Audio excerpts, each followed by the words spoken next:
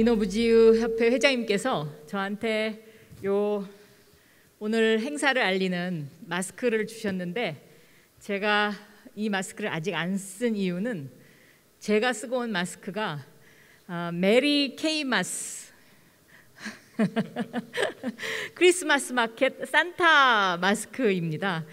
올 한 해가 저물어가는 즈음에 저희 중소벤처기업부가 작년에 이어서 올해도 크리스마스 마켓을 하고요. 올해의 주제는 산타 마스크의 선물입니다.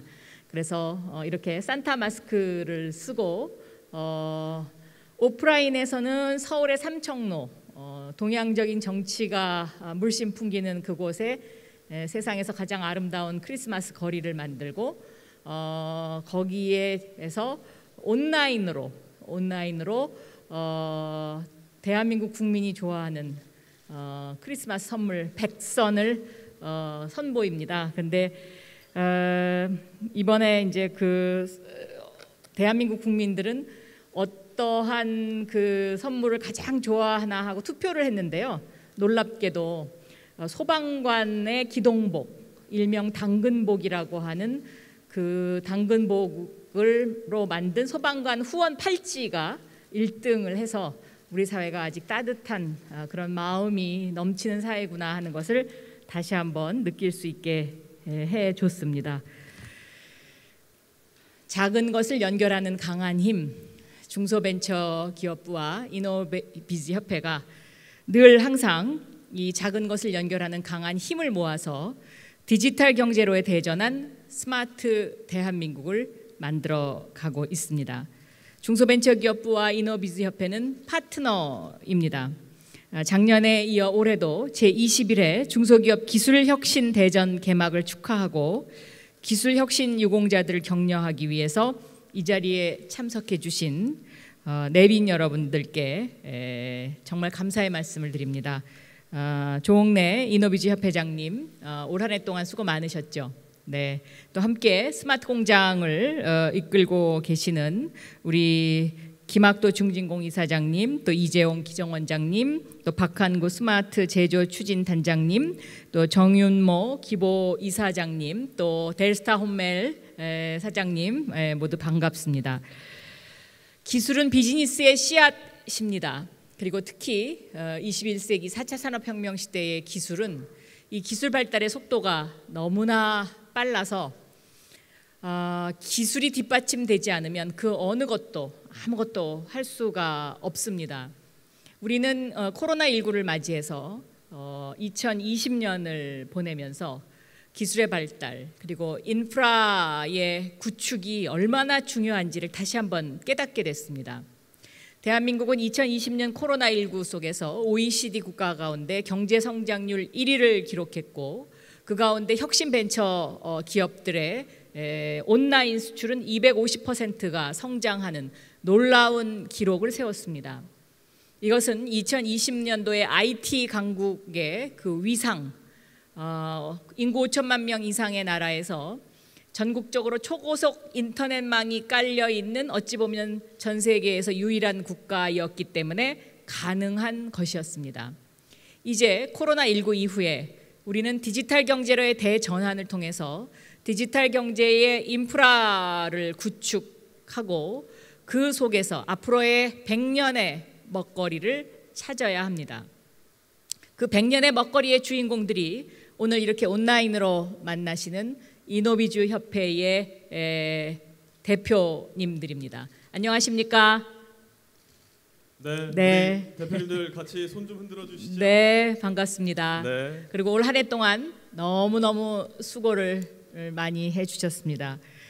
오늘 금탑 산업훈장의 영예를 안게 된 주식회사 거상의 문재희 대표님, 또 은타 산업훈장의 주식회사 현우의 김태규 대표님, 산업포장의 MK 프리시전 주식회사 민병광 대표님과 주식회사 참푸드의 유보형 대표님, 그리고 근정포장의 극동대학교 조한진 교수님 모두 진심으로 축하드립니다. 모두 박수로 환영해 주셨으면 좋겠습니다.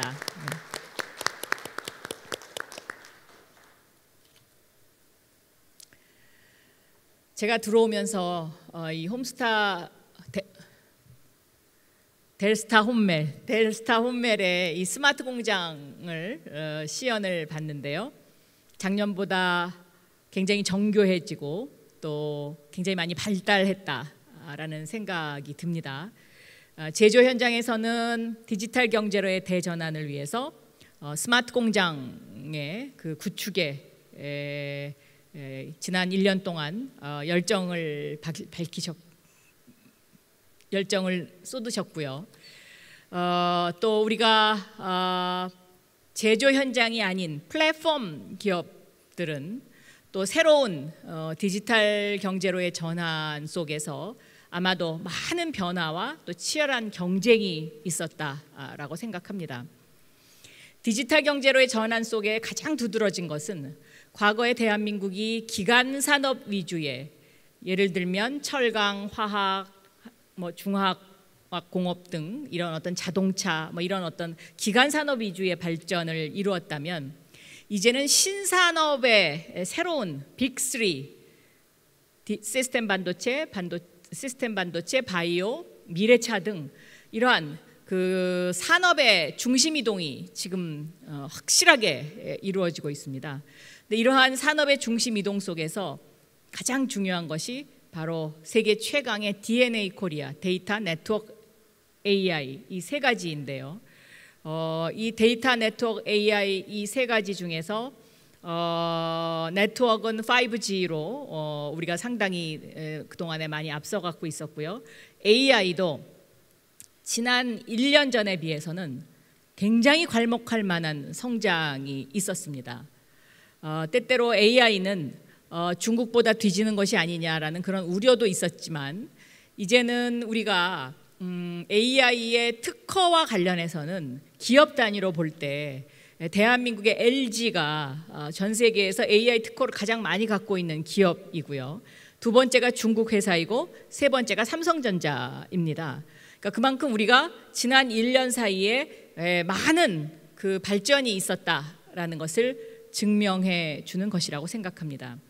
저는 이렇게 디지털 경제로의 대전환을 위해서 필요한 필수 요소 DNA와 관련해서 이 DNA 속에서 발전하는 빅3 시스템 반도체, 바이오, 미래차의 플러스 알파가 앞으로 무엇이냐라고 저한테 질문을 한다면 저는 그것이 블록체인이 될 것이다 라고 말씀을 드릴 수가 있겠습니다.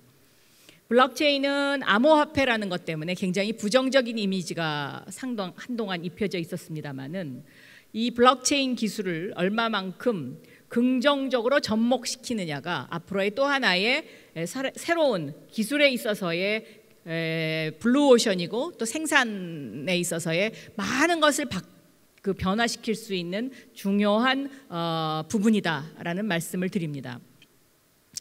제가 이 말씀을 드리는 이유는 저희가 이런 기간산업 위주의 1, 2차 산업혁명을 기반으로 한 기간산업 위주의 경제에서 3, 4차 산업혁명의 플랫폼 경제 위주로 상당 부분 옮아왔는데, 이 플랫폼 경제가 그동안에 쭉 이어지다 보니까 이 플랫폼 경제의 폐해, 즉 다시 말하면 독점, 중앙 집중화, 이것으로 인한 양극화가 심해지면서 이 플랫폼 경제를 이런 폐해를 어느 정도 메워줄 수 있는 프로토콜 경제의 개념이 새로 요즘 뜨고 있습니다.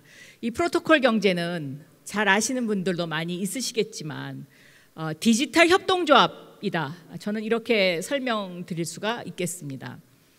플랫폼에 모여 있는 경제 주체들이 프로토콜, 서로의 그 규칙을 정해서 그 안에서 성장한 만큼 공정하게 이익을 배분할 수 있는 그런 경제다라는 것이죠.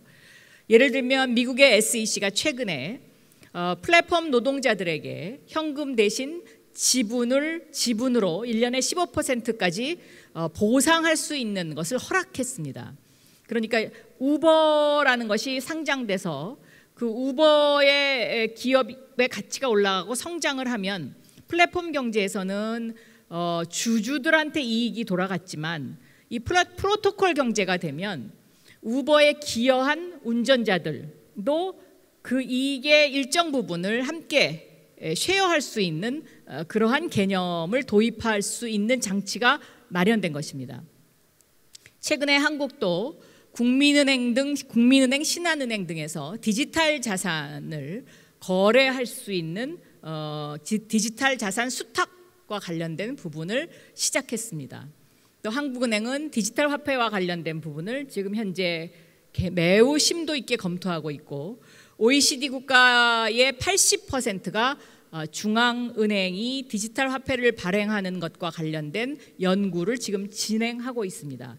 이것은 모두 대부분 블록체인 기술을 기반으로 한 새로운 경제 시스템의 탄생을 의미한다, 이렇게 설명드릴 수가 있겠습니다. 그래서 저희 중소벤처기업부는 앞으로 디지털 경제를 선도하는 대한민국이 되기 위해서 이러한 프로토콜 경제를 통해서 플랫폼 경제가 빚은 사회적 갈등을 해소하고자 합니다.